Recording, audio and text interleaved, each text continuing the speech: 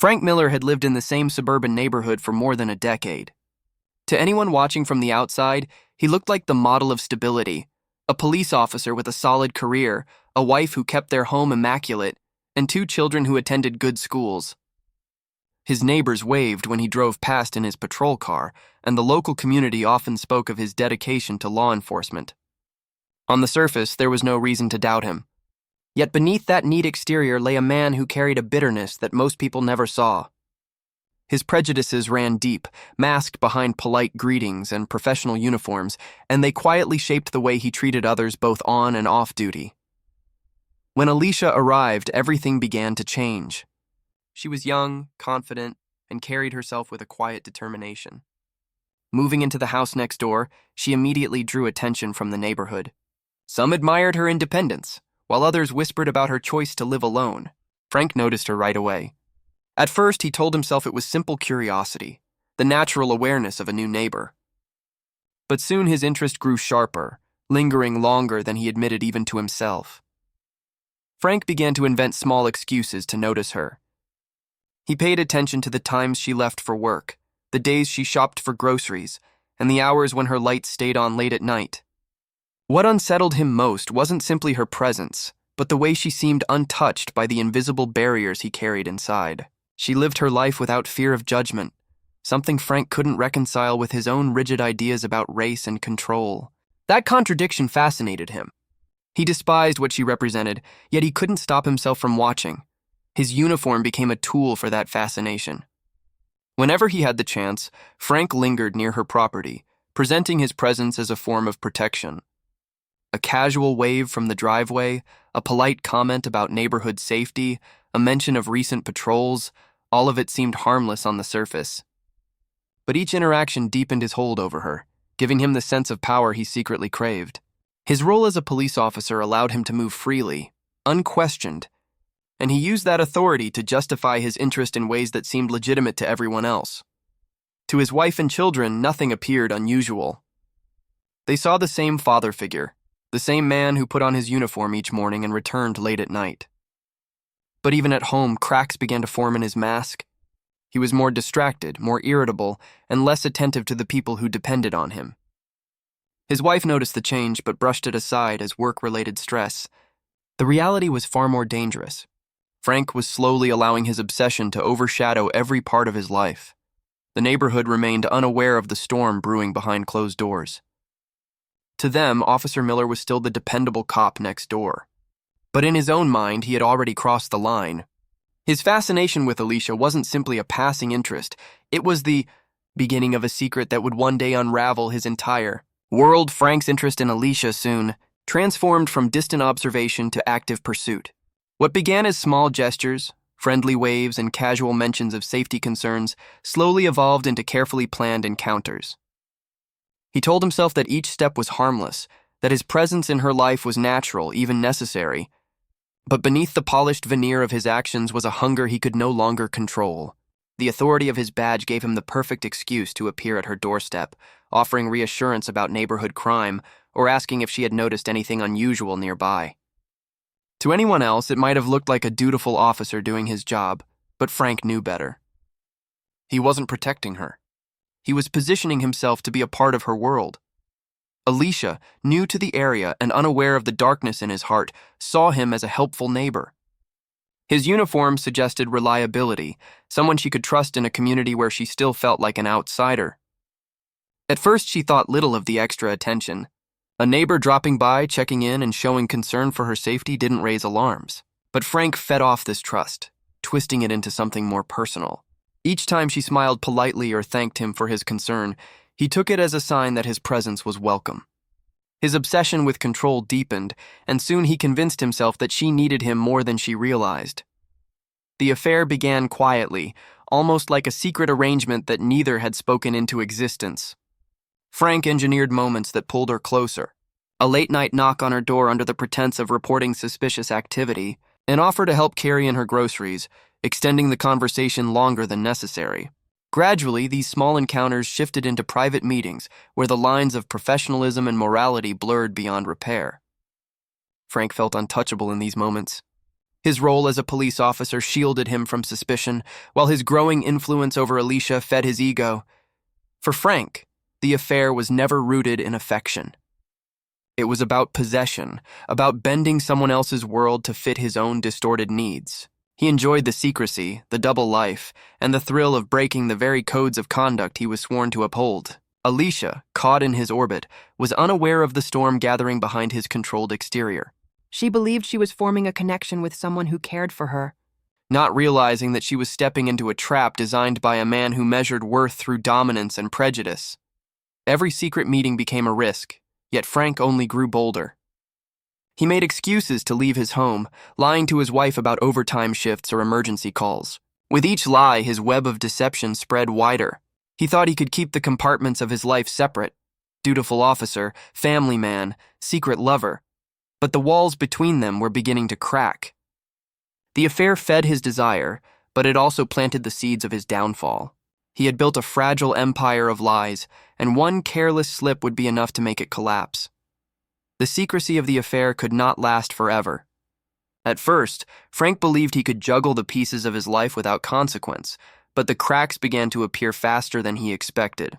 His wife grew suspicious when his late-night absences became more frequent and his excuses less convincing.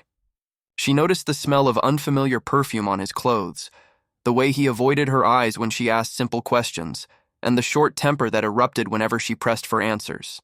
Neighbors, too, began to notice the strange patterns: Frank's patrol car parked near Alicia's home for long stretches of time, or his presence at hours when no official duty could explain it. Whispers circulated through the neighborhood, though no one dared confront him directly. Inside Frank's mind, the contradictions grew unbearable. He carried within him a deep prejudice that shaped how he viewed Alicia's identity, yet he could not let go of the desire that pulled him toward her.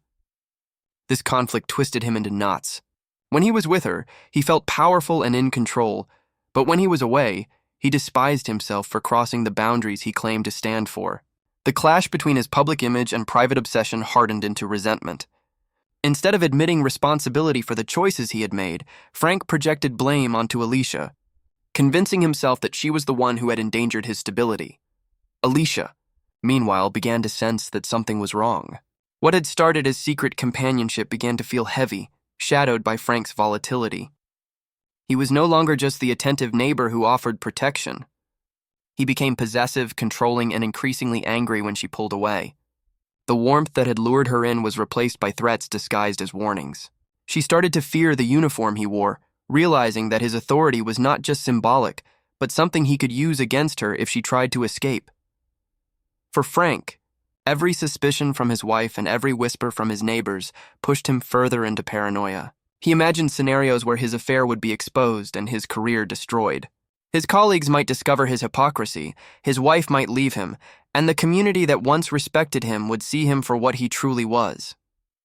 The more these fears consumed him, the more dangerous he became. His obsession turned from desire into desperation, and desperation in his mind demanded drastic solutions. The cracks in his facade widened each day. At home, his wife's silent stares cut deeper than words. At work, fellow officers joked about his distracted demeanor, unaware of the truth behind it. And in the quiet moments with Alisha, the tension thickened until the air itself seemed ready to snap. What had once been a thrilling escape was now a burden he could no longer carry. Frank convinced himself that the only way to protect his reputation was to eliminate the very source of his unraveling. The thought began as a fleeting shadow but quickly grew into an obsession of its own.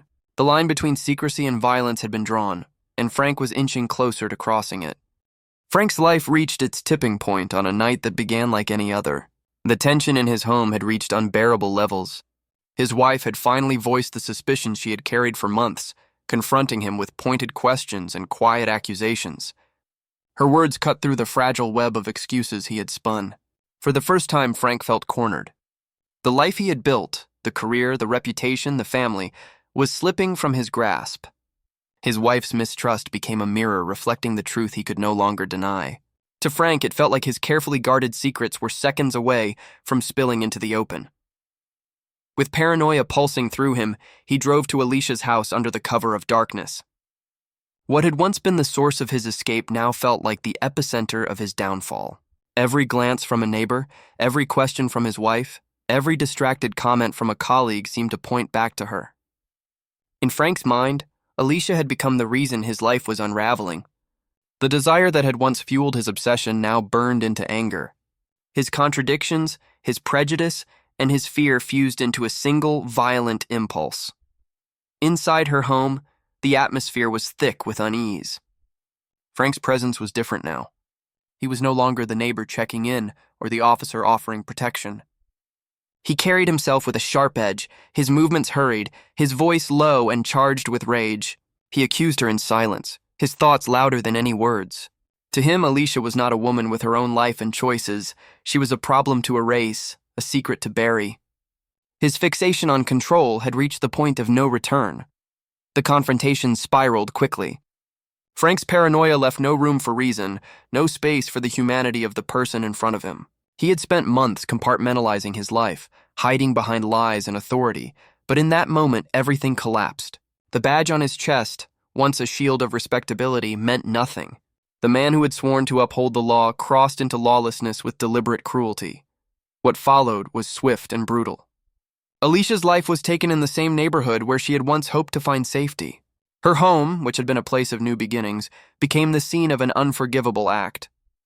Frank's rage silenced her forever, leaving behind only the evidence of a crime he thought he could conceal. In his mind, the act was a solution, a way to cut off the source of his unraveling.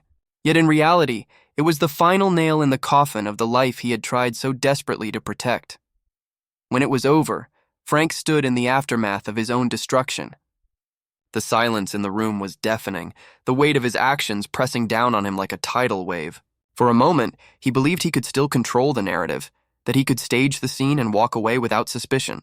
But the blood on his hands and the darkness in his heart could not be hidden forever. The breaking point had arrived, and with it, the irreversible end of his double life. Frank convinced himself he could outsmart the system he had once served. He wiped surfaces, rearranged objects, and staged the scene to look like an intrusion gone wrong.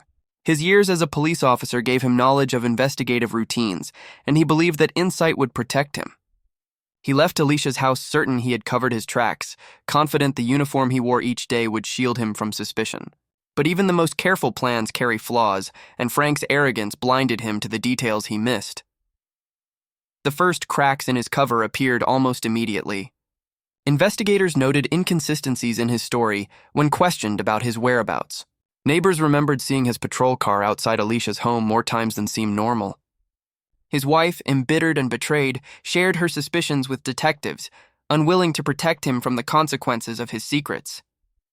What Frank thought would be dismissed as gossip soon formed the backbone of a growing case against him. His attempts to manipulate the narrative only drew more attention to himself. Physical evidence sealed his fate. Traces he believed had been wiped away lingered on surfaces, invisible to the eye but not to forensic tools. His fingerprints marked places he had no reason to touch. Fibers from his uniform clung stubbornly to Alisha's belongings. And as investigators pieced together a timeline of his late-night absences and shifting alibis, the puzzle became clear. Frank Miller, the officer once trusted to uphold the law, had become the primary suspect in a crime that shook the neighborhood to its core. The trial was swift, but devastating. Prosecutors laid out the story not only of a murder, but of months of deception, prejudice, and obsession. They painted a picture of a man who wore authority as a mask, while hiding a life of control and betrayal. Witnesses testified about the rumors, the sightings, the sudden changes in his behavior. His wife's testimony revealed the fractures in their marriage and the suspicions that had grown impossible to ignore. Each piece of evidence chipped away at the image of the dependable cop, exposing the predator underneath. For the community, the revelations were a betrayal unlike any other.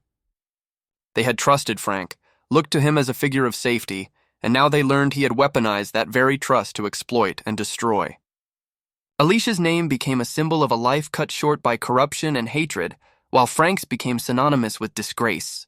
The uniform that had once commanded respect was now a reminder of how power could be abused. In the end, Frank stood in court stripped of the authority he had relied on for so long. The sentence handed down was not just a punishment for murder, but a judgment on the hypocrisy that had defined his double life. His downfall was complete, his reputation shattered beyond repair. The man who once patrolled the streets as a guardian of justice would live out the rest of his days behind bars, remembered not for service but for betrayal. The story closed not with triumph, but with tragedy. Tragedy for Alisha, whose future was stolen.